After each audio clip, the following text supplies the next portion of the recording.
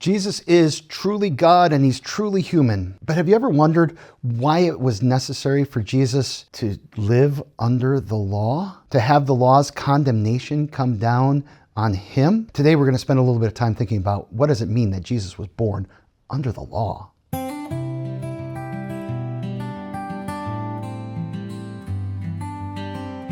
Hey folks, I'm Pastor Eric Tritten from Gloria Dei Lutheran Church in Hudson, Ohio. This is a weekly word, and I want to say to you, Merry Christmas. If you are watching this as it comes out, it is actually Christmas Eve today.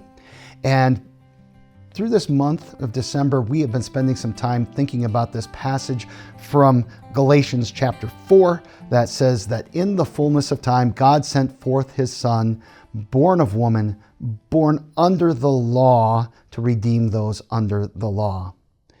And as we think about Jesus being born, there's this element that Jesus is born under the law. This is something that's actually very, very important, and it's part of the marvel of Christmas. The sovereign becomes subject to his own laws. The king comes as a peasant and has to live under the burden of the law, just like we do. Now, when Jesus was born, he was born, as I said, under the law, and that means it applied to him. That God's commands, all of them, were placed upon him, and he was required to keep the law perfectly. And when I talk about the law, we can talk about this a couple of different ways. It means that he was required to keep the ceremonial law of the Jewish people. That meant that he had to be circumcised when he was 8 days old. He had to be redeemed as the firstborn. At 40 days old, there had to be a sacrifice that would be offered for him. As he grew up, it was required for him to go to Jerusalem to observe the Passover and other things like that. So there were these ceremonial laws, the religious laws of God's people. But he was also required to keep the moral law. We can summarize those in the 10 commandments. You shall have no other gods, shall not misuse God's name. Remember the Sabbath day by keeping it holy. That's the first table, those laws that deal with our relationship with God that often we don't think too deeply about.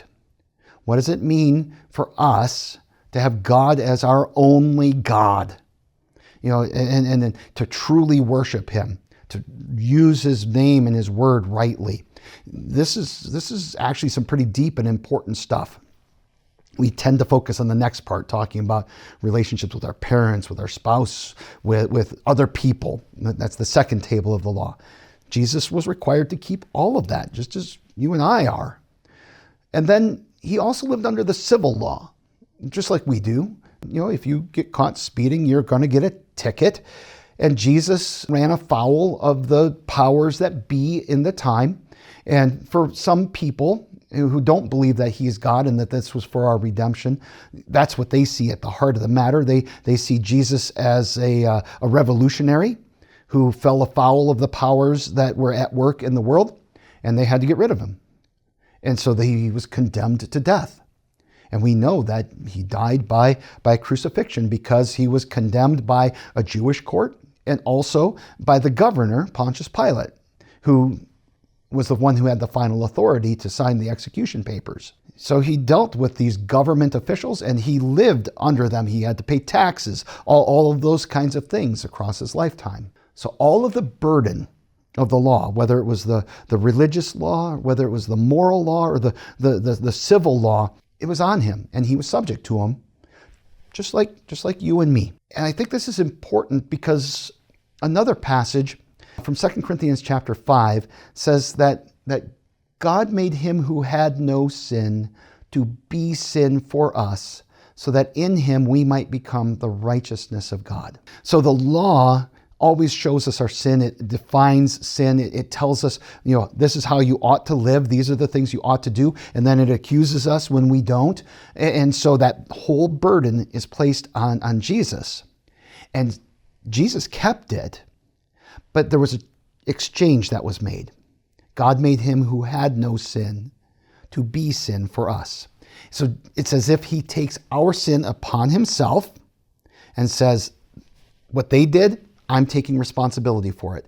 And the burden of the law now falls on Jesus. And so now him taking that sin upon himself, he says, here, This is my righteousness. You take this. He keeps the law that we broke, and he gives us the holiness that he achieved in his life. And we receive that by faith. And Christmas is when the Son of God put himself under the law that condemns us. He comes as one of us to bear it, to keep it, and to die under it. But also, because he lived that perfect life, to rise and to give us victory and salvation so that we might live in him. Because he has come, we live holy and blameless in God's sight. And that's a Christmas message we need to hear. Your sins are forgiven because Jesus was born for you. Merry Christmas.